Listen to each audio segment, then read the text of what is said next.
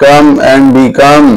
slaves of Muhammad Arabi sallallahu alaihi wasallam, you will be entitled to paradise. آج کے درس میں گزشتہ دونوں آیتوں کا خلاصہ بیان کیا جائے گا۔ پہلی آیت کریمہ میں اللہ تبارک و تعالی نے مومنوں کی جزا کا بیان فرمایا، اور دوسری آیت کریمہ میں رب کریم نے کافروں کی سزا کا بیان فرمایا۔ تو ان دونوں آیتوں کا خلاصہ ایک اس مثال سے سمجھا جا سکتا ہے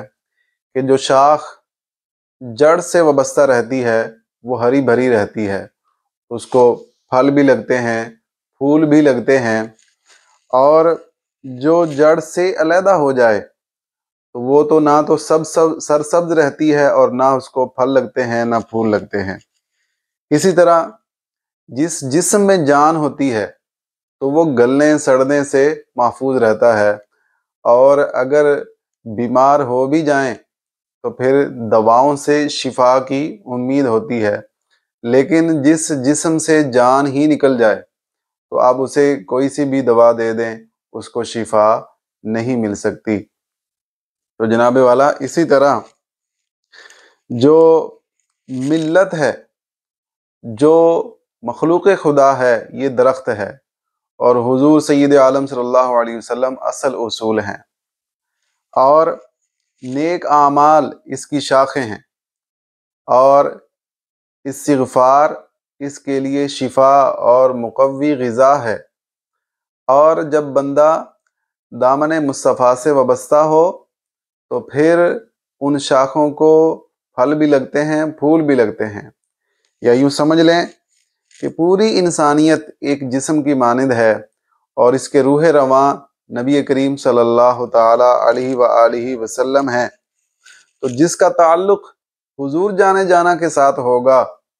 تو اس کو قبولیت کے پھل بھی لگیں گے، اس کی نیکیاں رب کی بارگاہ میں قبول بھی ہوں گی،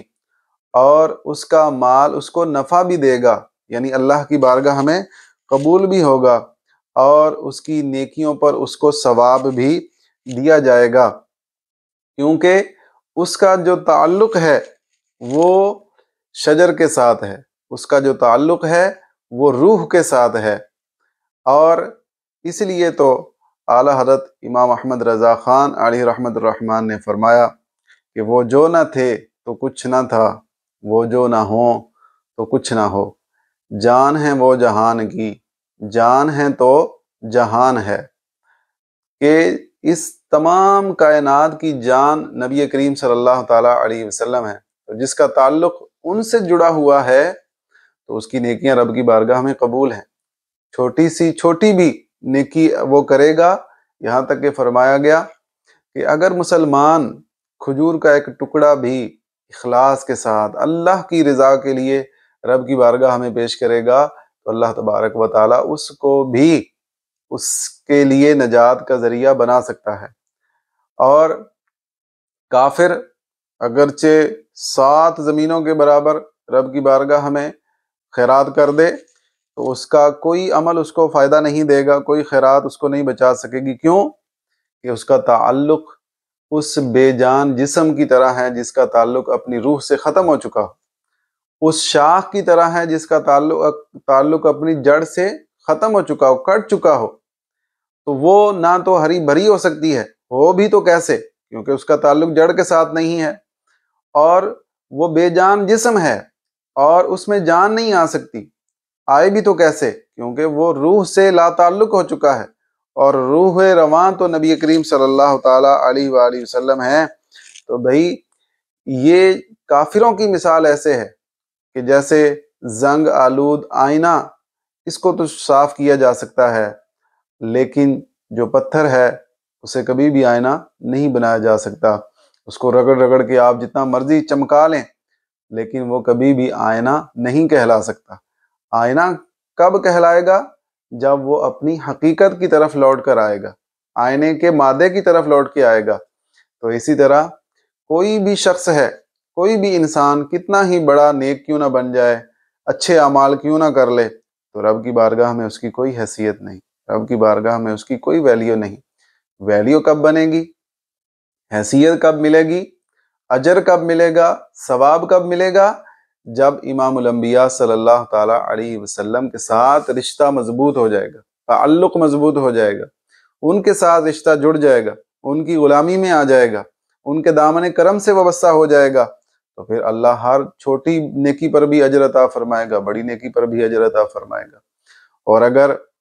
دامن مصطفیٰ ہاتھوں میں نہیں ہے تو پھر چاہے پہاڑوں کے برابر سونا خیرات کر دیں، پوری دنیا کو کھانا کھلائیں، صدقات دے، جو مرضی نیک عمل کرے، اس کو کسی بھی نیک عمل کا ثواب نہیں دیا جائے گا۔ اس لیے ہم کہتے ہیں that is why we say to the non-Muslims of the whole world, come and become slaves of Muhammad Arabi sallallahu alaihi wasallam, you will be entitled to paradise۔ کہ لوگو، اے پوری دنیا کے غیر مسلموں، دامن مصطفیٰ سے وابستہ ہو جاؤ، محمد عربی صلی اللہ تعالیٰ علیہ وسلم کی غلامی میں آ جاؤ، تم جنتوں کے حقدار بن جاؤ گے۔ آج ان کے در پہ اپنا سر جھکا دو،